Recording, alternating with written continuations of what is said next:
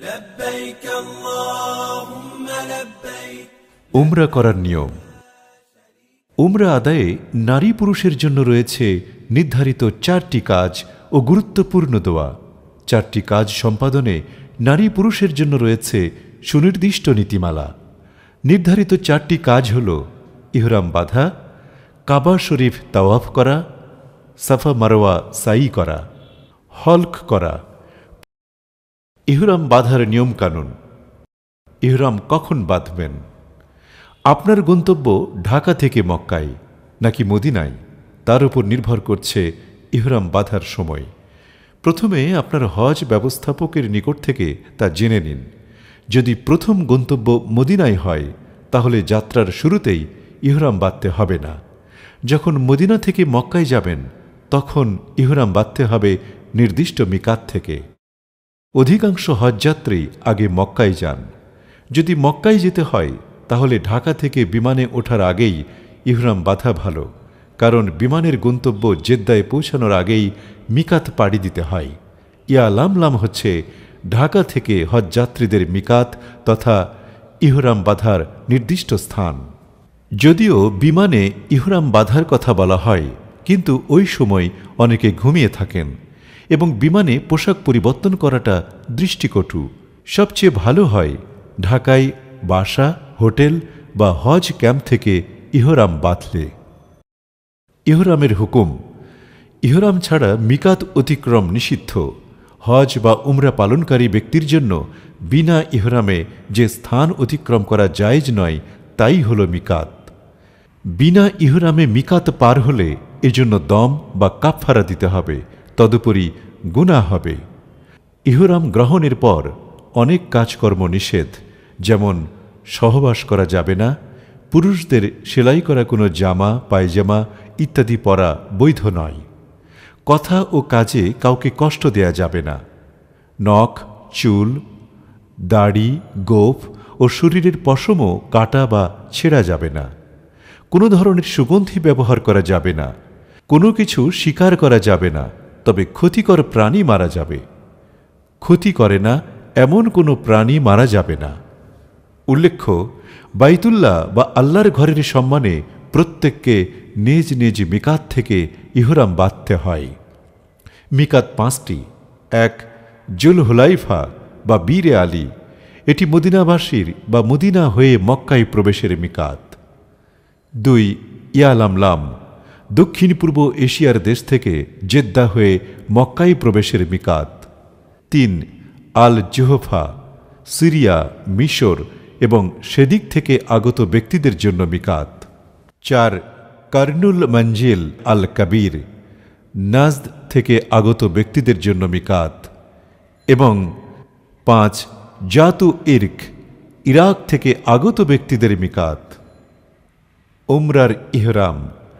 ইহরাম বাঁধার নিয়ম। উমরা পালনের উদ্দেশ্যে ইহরাম করা ফরজ। হজ পালনের জন্য ইহরাম করাও ফরজ। পরিষ্কার পরিচ্ছন্নতা সেরে অজু গোসল করে নিতে হবে। মিকাত অতিক্রমের আগেই সেলাইবিহীন একটি সাদা কাপড় পরিধান করুন। অন্যটি গায়ে জড়িয়ে নিয়ে ইহরামের নিয়তে 2 রাকাত নামাজ পড়ে নিন। শুধু উমরার নিয়ত করে 1 বা 3 বার তালবিয়া পড়ে নিন। তালবিয়া হল লব্বাইক আল্লাহুম্মা লব্বাইক, লব্বাইকা লা শারিকা লাকা লব্বাইক, ইন্নাল হামদা ওয়ান নিয়ামাতা লাকাওয়াল মুলক লা শারিকা লাক।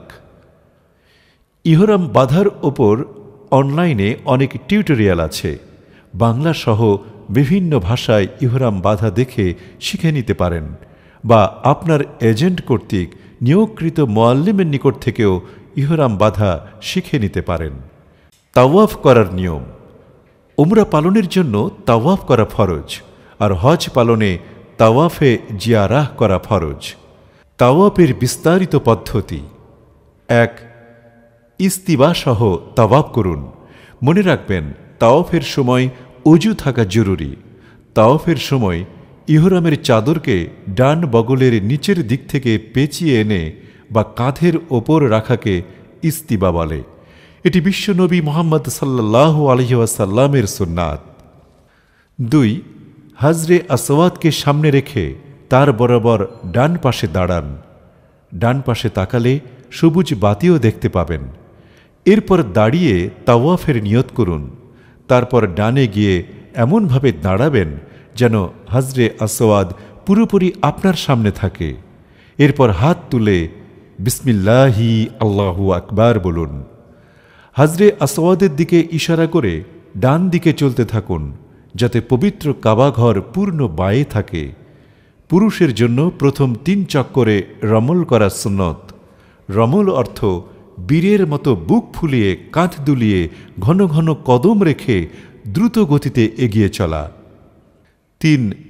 রুকনে ইয়ামিনীকে সম্ভব হলে শুধু হাতে স্পর্শ করুন। চুমু খাওয়া থেকে বিরত থাকুন। 4. রুকনে ইয়ামিনী থেকে হাজরে আসওয়াদের মাঝখানে এ দোয়া পড়ুন। ربنا آتنا في الدنيا حسنة وفي الآخرة حسنة وقنا عذاب النار وأدخلنا الجنة مع الأبرار يا عزيز يا غفار يا رب العالمين। অতঃপর হাজরে আসওয়াদ পর্যন্ত এসে চক্কর পুরো করুন। 5. পুনরায় হাজরে আসওয়াদ বরাবর দাঁড়িয়ে হাত দিয়ে ইশারা করে চক্কর শুরু করুন। এভাবে 7 চক্করে তাওয়াফ শেষ করুন। 6. হাতে 7 দানার তসবিহ অথবা গণনা যন্ত্র রাখতে পারেন, তাহলে 7 চক্কর ভুল হবে না। 7. এ সময় যে দোয়া, সূরা, আয়াত মনে আসে তা দিয়ে দোয়া করবেন, কারণ এটা দোয়া কবুলের সময়। 8. তাওয়াফের 2 রাকাত নামাজ ওয়াজিব। মাকামে ইব্রাহিমের পেছনে বা মসজিদুল হারামের যে কোনো স্থানে তাওয়াফের নিয়তে মাকরু সময় ছাড়া 2 রাকাত নামাজ পড়ে দোয়া করুন, এটা দোয়া কবুলের সময়। এরপর জমজমের পানি পান করুন। আপনার তাওয়াফ শেষ। এখন সাই করার জন্য পথ নির্দেশনা দেখে সাফা মারওয়ার দিকে অগ্রসর হন। সাই করার নিয়ম: জমজমের পানি পান করে ধীরে ধীরে সাফা পাহাড়ে আরোহণ করুন। সাফা ও মারোয়া পাহাড় দুটি কাবা শরীফের পাশে অবস্থিত। এই পাহাড় দুটির মাঝে 7 বার আসা যাওয়া করাকে সাই বলা হয়। উমরা পালনে সাই করা ওয়াজিব। সাফা ও মারোয়া এখন আর পাহাড় সদৃশ নেই।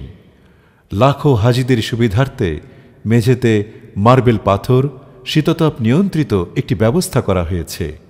সাই করার পদ্ধতি হল মসজিদে হারামের বাবুস সাফা দিয়ে সাফা পাহাড়ে আরোহণ করতে হবে। সাফা পাহাড়ে দাঁড়িয়ে এ আয়াত পাঠ করুন। إن الصفا والمروة من شعائر الله فمن حج البيت أو اعتمر فلا جناح عليه أن يطوف بهما ومن تطوع خيرا فإن الله شاكر عليم। সূরা বাকারা আয়াত 158। সাফা পাহাড়ের কিছুটা উপরে উঠে কাবা শরীফের দিকে মুখ করে সাইয়ের নিয়ত করে হাত তুলে 3 বার তাকবীর বলে দোয়া করুন। তারপর মারওয়ার দিকে রওনা হয়ে 2 সবুজ দাগের মধ্যে একটু দ্রুত পথ চলে মারওয়ায় পৌঁছালে 1 দৌড় পূর্ণ হল। মারওয়া পাহাড়ে উঠে কাবা শরীফের দিকে মুখ করে হাত তুলে তাকবীর পড়ুন এবং আগের মতো চলে সেখান থেকে সাফায় পৌঁছালে 2য় দৌড় পূর্ণ করুন। প্রতি দৌড়ে সাফা ও মারওয়াতে হাত তুলে দোয়া করুন। এভাবে আসা যাওয়া মিলিয়ে 7 বার চলাচলের মাধ্যমে সাই সম্পন্ন হবে। সাই শেষ হলে এ দোয়া পড়ুন। ربنا تقبل منا إنك أنت السميع العليم وتب علينا إنك أنت التواب الرحيم وصلى الله تعالى على خير خلقه محمد وعلى آله وأصحابه أجمعين وارحمنا معهم برحمتك يا أرحم الراحمين। সাফা মারওয়া পাহাড়ে এবং 2 পাহাড়ের মাঝে সবুজ স্থানে পড়ার আরও দোয়া আছে, যেগুলো যার যার সাধ্যমতো মুখস্থ করে নিতে পারেন। হল্ক করার নিয়ম: উমরাই হল্ক করা ওয়াজিব, আর যারা তামাত্তু হজ করবেন তারাও মাথা মুন্ডন করে ইহরাম থেকে হালাল হবেন। পুরুষেরা রাসূলুল্লাহ সাল্লাল্লাহু আলাইহি ওয়াসাল্লামের আদর্শের অনুসরণে সম্পূর্ণ মাথা ন্যাড়া করবেন, তবে মাথার চুল ছাড়তেও পারেন। নারীদের জন্য চুলের অগ্রভাগ থেকে প্রায় 1 ইঞ্চি পরিমাণ কাটতে হবে। সাফা এবং মারওয়া পাহাড়দ্বয় সাই করার পর মাথা মুন্ডন করা অথবা মাথার চুল ছেটে ফেলাকে হলক করা বলে। আল্লাহ তাআলা মুসলিম উম্মাকে যথাযথ নিয়মে উমরা আদায় করার তৌফিক দান করুন। আমিন।